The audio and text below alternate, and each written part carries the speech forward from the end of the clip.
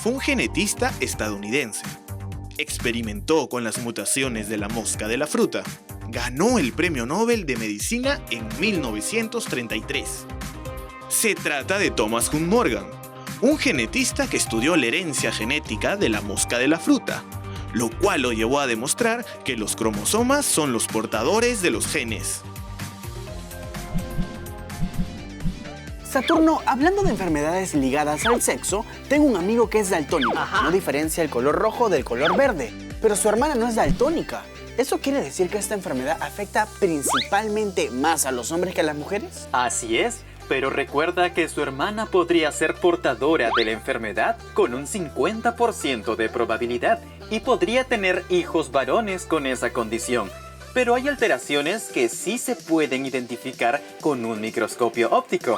¿Sabes cuáles son? En clase me dijeron eso, eran las alteraciones del número cromosómico.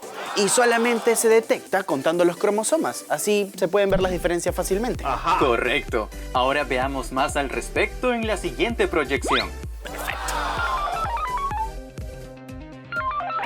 La meiosis es un proceso crítico en el que pueden cometerse errores y la repartición de cromosomas no sale como debería. Prueba de ello es la no disyunción de los cromosomas. De la correcta separación de los cromosomas depende que cada gameto lleve la cantidad de información adecuada. Cuando un par de cromosomas homólogos o cromátidas hermanas no se separan de la manera correcta, un gameto recibe dos tipos repetidos del mismo cromosoma, mientras el otro no recibe ninguno. Figurita repetida no completa álbum, y las figuras faltantes son información perdida. En la fecundación, estos gametos terminan uniéndose a otro, cuya separación fue normal. Como resultado, alguno de los cromosomas no tendrá a su pareja o tendrá un compañero extra. A estas variaciones en el número cromosómico se le conoce como aneuploidías. Las células aneuploides se presentan en distintas formas. Por ejemplo, las células aneuploides trisómicas tienen un cromosoma triplicado en el óvulo fertilizado. Las monosómicas son aquellas a las que les falta un cromosoma. Esto se presenta de manera más extrema cuando en un individuo está presente más de un sistema completo de cromosomas.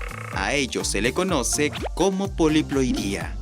La poliploidía, a su vez, se desarrolla de dos formas posibles: triploidía, con 3 juegos de cromosomas, y tetraploidía, con 4.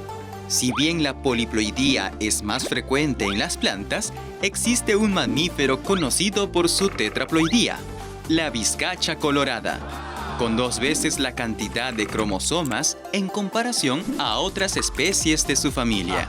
Adicionalmente a ello, los cromosomas también pueden presentar rupturas, que desencadenan en cambios estructurales. Los más conocidos son delesión, duplicación, inversión y translocación. La delesión consiste en la eliminación de un segmento cromosómico, la duplicación en la repetición de una parte del cromosoma, la inversión posee una sección con sus elementos invertidos, y finalmente la translocación mueve un segmento del cromosoma homólogo a otro no homólogo de 2 formas posibles: recíproca y no recíproca. Una de las aneuploidías más conocidas en el mundo es el síndrome de Down, que afecta a 1 de cada 700 niños en Estados Unidos, en la que quienes lo padecen poseen 47 cromosomas por célula. Esta condición también es referida como trisomía 21, pues se debe a la presencia del cromosoma 21 de manera adicional, haciendo un total de 3 copias. Las personas con trisomía 21 presentan rasgos faciales característicos, baja estatura, algunos defectos cardíacos, susceptibilidad a las enfermedades respiratorias y aprendizaje lento. Sin embargo, esto no es impedimento para que se desarrollen en diferentes profesiones y oficios, llevando vidas independientes y productivas. El Día Mundial de la Trisomía 21 se da cada 21 de marzo. Otro tipo de aneuploidías, esta vez de los cromosomas sexuales, es el trastorno de Klinefelter, que se da cuando hay un defecto en la disyunción del cromosoma X durante la meiosis y el óvulo contiene 2 copias de este cromosoma. Si es fecundado por un espermatozoide que lleva el cromosoma Y, el varón resultante será XXY, que tendrá problemas de fertilidad y algunas características femeninas. Si un óvulo no tuviera el cromosoma X y es fecundado por un espermatozoide con el cromosoma X, entonces la niña tendría el síndrome de Turner, padecido por 1 de cada 5.000 nacimientos, y es la única monosomía viable en el ser humano. Isaac, ¿qué aprendiste sobre el síndrome de Down? Bueno, aprendí que no es una enfermedad, sino una condición y que son aptos para realizar cualquier actividad que ellos se propongan. Así es. Por eso las personas con síndrome de Down no se privan de desarrollarse en campos como el arte o el deporte. Eso es muy cierto. Muchas empresas los contratan porque son capaces de hacer cualquier cosa que ellos se propongan, como dije.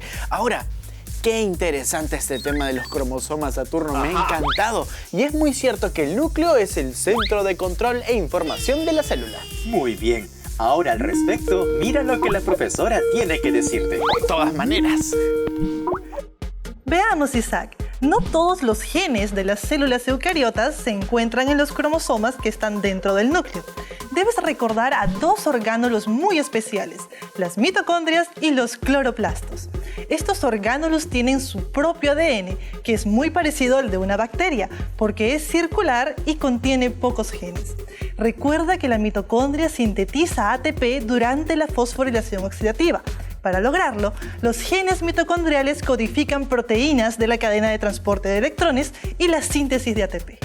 Si alguno de estos genes se encontrara mutado, la célula tendría problemas para producir la cantidad de ATP que necesita, y esto afecta principalmente a los tejidos que más usan ATP, los músculos y el sistema nervioso. Las enfermedades mitocondriales son consideradas también como enfermedades raras. Ahora viene un dato curioso. Cuando el óvulo es fecundado, entra solo la cabeza del espermatozoide que no tiene mitocondrias en su interior. Por lo tanto, cada uno de nosotros lleva las mitocondrias que estaban en el citoplasma del óvulo y pertenecen a nuestra madre. Y como ese ADN no recombina, pasa casi intacto de madre a hijos y es transmitido solo por las mujeres. Por eso, sirve para rastrear a nuestros antepasados maternos hasta los orígenes de la humanidad, en África. En América es posible distinguir al menos 5 linajes o haplogrupos que se remontan a 5 mujeres de las cuales descienden la mayoría de nativos americanos. Y los llamamos A, B, C, D y X. El haplogrupo B es el más común en la población nativa de los Andes peruanos. Saturno, ¿y las plantas también contienen los cromosomas dentro de los cloroplastos? O sea, que contiene información genética fuera del núcleo. Claro que sí. La célula nunca dejará de sorprendernos, Isaac. Me pregunto si las mitocondrias de mi célula contienen haplogrupos nativo americano. Pero bueno, ya, olvidemos el tema. Ahorita nos toca un resumen. De inmediato. A raíz de la teoría cromosómica de la herencia, se pudieron unir las investigaciones sobre cromosomas y los factores hereditarios de Mendel. De esta forma se comprobó que los cromosomas transportan los genes, los cuales en muchos casos están ligados, es decir, se heredan en grupo. Existen genes que están ligados necesariamente al cromosoma X, y cuando tienen mutaciones presentes, los cambios se expresan en los hombres XY, y en las mujeres XX es menos frecuente porque tienen otro cromosoma X para suplir el cambio. Esto se ve en enfermedades como la DMD, la hemofilia y el daltonismo. En la hembra, un cromosoma X se condensa al azar formando el corpúsculo de Barr. Ejemplo de ello es la gata carey, cuyos genes le brindan un pelaje marrón oscuro con bandas rojizas. Existen trastornos o alteraciones generadas por la presencia de un número anormal de cromosomas, Tal es el caso de la aneuploidía de los cromosomas sexuales, Turner o Klinefelter, o el síndrome de Down, trisomía 21. Saturno, creo que ya terminamos el tema de hoy. Por cierto, muy extenso, ¿ah? Y eso que aún nos faltaría hablar del ácido desoxirribonucleico. Bueno, tienes mucha razón. No hemos hablado casi nada del ADN y su estructura de doble hélice. Por cierto, ¿cuál es el siguiente tema que vamos a hablar? Precisamente es el ADN y el ARN, Isaac. Por eso ve informándote un poco y sea más fácil el aprendizaje. De todas maneras, repasaré y estudiaré mucho en casa. ¡Chao, Saturno! Hasta la próxima, Isaac.